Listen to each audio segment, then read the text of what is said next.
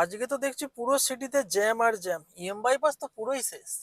তাই তো ভাই আমি আজকে একদম এয়ারপোর্ট সাইডে চলে এলাম, ট্রাফিক কম আর রাইড ভ্যালু একটু বেশি।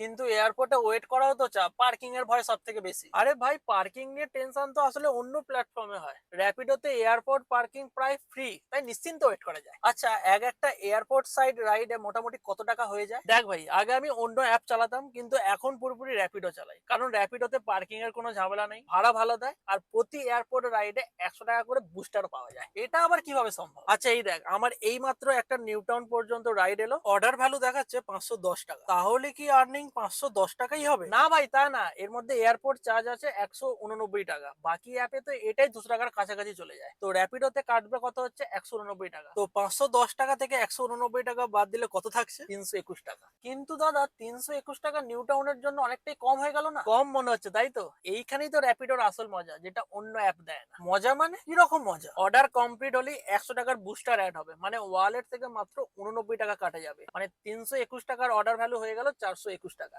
এবার বল, নিউ টাউনের জন্য 421 টাকা ঠিক আছে তো? হ্যাঁ দাদা, এবার একদম ওকে। অন্য অ্যাপে তো এরকম কিছুই হয় না, 100 টাকার বুস্টারও দেয় না। এই জন্যই তো আমার এয়ারপোর্ট সাইডটা বেশি বেটার লাগে ভাই, কারণ র্যাপিডোতে রুলটা একদম সিম্পল, ফ্রি পার্কিং থাকলে, টাইমিং ঠিক হলে, আর একটু পেশেন্স থাকলে, তাহলে দিনটা একদম সেট হয়ে যায়।